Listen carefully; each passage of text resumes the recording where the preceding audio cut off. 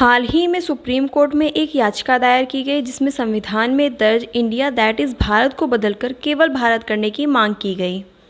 याचिकाकर्ता की मांग थी कि इंडिया ग्रीक शब्द इंडिका से आया है और इस शब्द को हटाया जाना चाहिए।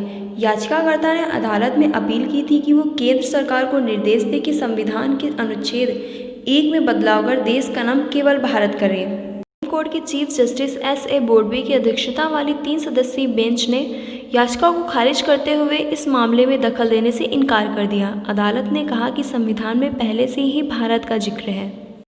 सुप्रीम कोर्ट ने कहा कि इस याचिका को संबंधित मंत्रालय में भेजा जाना चाहिए और याचिकाकर्ता सरकार के सामने अपनी मांग रख सकते हैं। यह कोई नई बात नहीं है, कई देश अपना नाम बदल चुके हैं। आइए जानते हैं भारत को कितने अलग अलग नामों से जाना जाता रहा है, उनके पीछे की कहानी क्या है।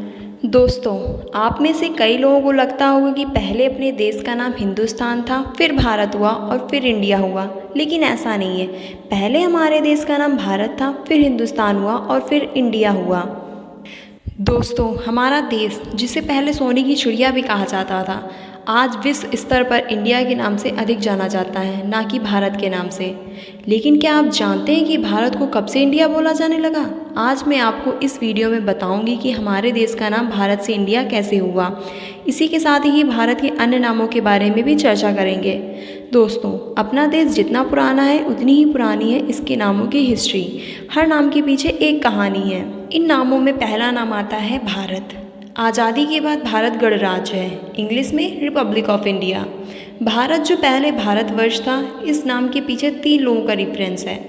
पहले, प्राचीन भारत के चक्रवर्ती राजा मनु के वंशज भरत, जिनके पिता का नाम ऋषभदेव था। दूसरे, राम के भाई भरत, जिन्होंने 14 वर्षों तक भाई की खड़ाऊ रखकर राज्य संभाला था। तीसरे, पुरु खानदान के राजा दुष्यंत और रानी शकुंतला के पुत्र भरत। इनके बारे में एक कहानी प्रसिद्ध है। ये बहुत निडर और वीर थे, इसलिए इनके नाम पर देश का नाम भारत रखा गया, जिसे भारतवर्ष कहा गया। दूसरा नाम है आर्यावर्त। प्राचीन ग्रंथों में उत्तरी भारत को आर्यावर्त कहा गया है। यह भारतवर्ष का एक भाग था। आर्यावर्त मतलब आर्यों का निवास स्थान। इसका विस्तार काबुल की कुंभा नदी से भारत की गंगा नदी तक था। तीसरा नाम है हिंदुस्तान। जैसा कि आप सभी लोग जानते हैं, भारत को सोने की चिड़िया कहा जाता था।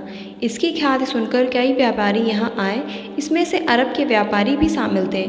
सिंधु नदी जो भारत से होकर गुजरती थी, उनके प्रोनाउंसिएशन में डिफरेंस होने के कारण सिंधु हिंदू हो गया, वहीं से यह हिंदुस्तान हो गया। चौथा नाम है इंडिया। इस नाम के पीछे एक व्यू है।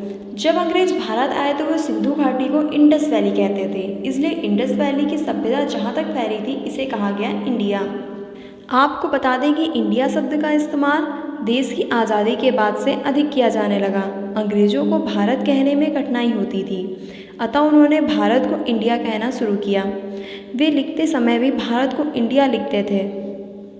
इतिहास में देखें तो आज़ादी के समय कागजी आदान प्रदान में इंडिया शब्द का ही प्रयोग किया गया था।